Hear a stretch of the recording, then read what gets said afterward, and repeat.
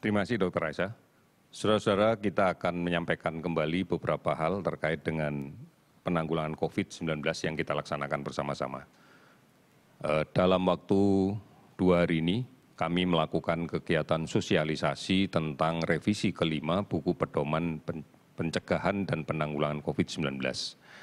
Dalam 2 kali kegiatan per hari, pagi dan siang, yang diikuti oleh Dinas Kesehatan Provinsi, Dinas Kesehatan Kabupaten Kota, rumah sakit, puskesmas, dan tenaga kesehatan serta pihak-pihak lain yang terkait dengan penyelenggaraan penanggulangan COVID-19 ini.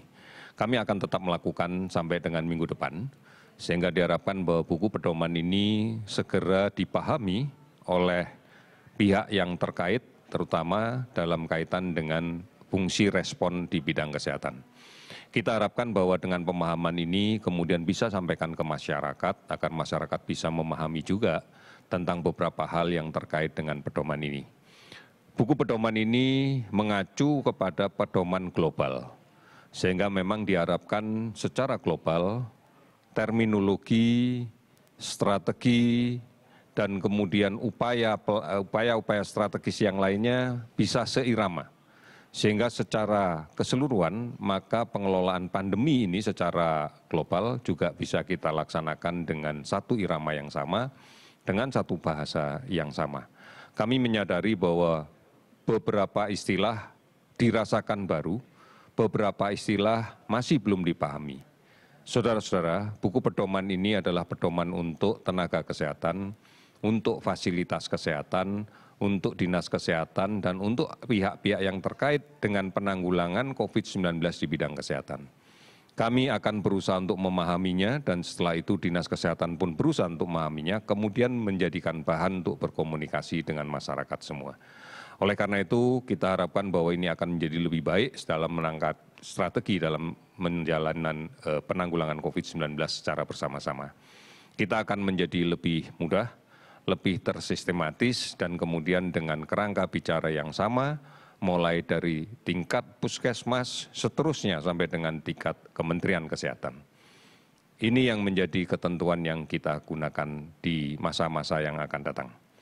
Saudara-saudara, kinerja data yang kami laporkan hari ini, jumlah spesimen yang telah kita periksa adalah sebanyak 29.176 spesimen. Sehingga total sekarang menjadi 1.175.462 spesimen. Dari pemeriksaan ini kita dapatkan konfirmasi positif sebanyak 1.462 orang, sehingga totalnya menjadi 83.130 orang.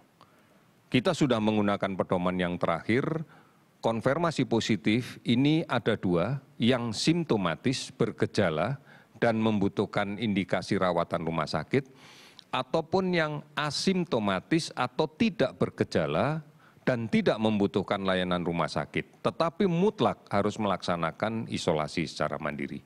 Kalau kita perhatikan distribusi sebaran kasus baru yang kita terima hari ini adalah Jawa Timur melaporkan 255 kasus baru dan sembuh sebanyak 387 orang. DKI Jakarta kasus baru 253 orang, sembuh 139 orang. Jawa Tengah melaporkan penambahan kasus 238 orang dan sembuh 340 orang. Kalimantan Selatan 101 kasus baru, 101 orang kasus baru dan 42 sembuh. Kemudian Bali 86 kasus baru dan 88 sembuh. Sumatera Utara 83 kasus baru dan 21 sembuh. Sulawesi Selatan 83 kasus baru dan 112 sembuh. Kemudian Sumatera Selatan 67 kasus baru dan 25 sembuh.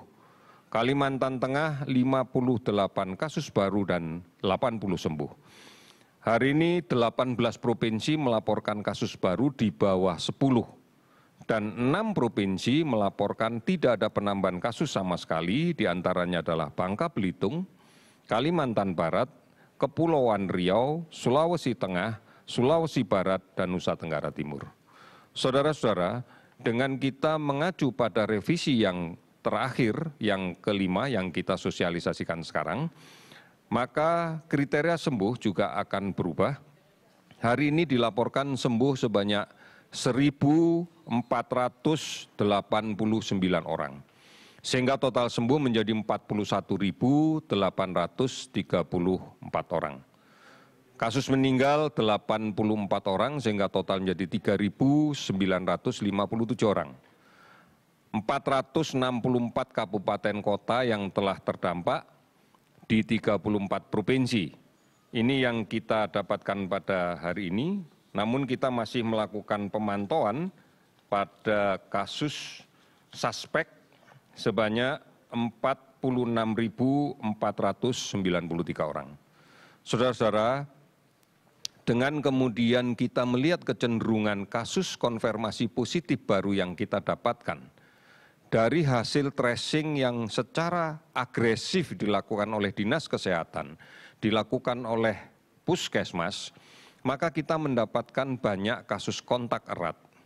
Dari kasus kontak erat inilah yang kemudian secara masif kita lakukan pemeriksaan, kita lakukan testing dengan real-time PCR.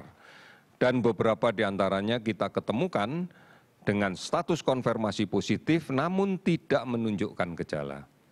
Ini menjadi penting untuk kita pahami bahwa kasus-kasus inilah yang harus menjalankan isolasi dengan ketat. Karena kalau tidak, ini akan bisa menjadi sumber penularan yang baru. Dengan upaya tracing yang kita lakukan secara agresif, kita harapkan bahwa seluruh kasus-kasus konfirmasi sekalipun tanpa gejala bisa kita identifikasi. Karena kalau tidak teridentifikasi, maka ini menjadi sumber penularan di tengah masyarakat.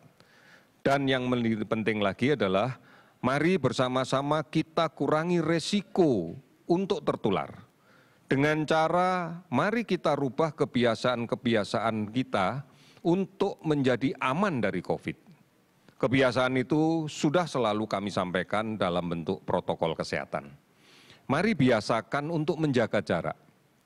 Ini penting. Mari biasakan untuk menggunakan masker. Ini penting. Mari biasakan untuk mencuci tangan dengan menggunakan sabun dan air yang mengalir atau hand sanitizer. Saudara-saudara, cara inilah yang kemudian bisa kita pakai untuk memutus rantai penularan. Kita menjadi subjek dan sekaligus objek perubahan perilaku menuju ke adaptasi kebiasaan yang baru. Kita harus produktif tapi mempersyaratkan harus aman dari penularan COVID-19. Kita bisa melaksanakan ini dengan kebersamaan, tidak menyerah, terus-menerus. Kita bisa melakukan ini. Terima kasih, selamat sore.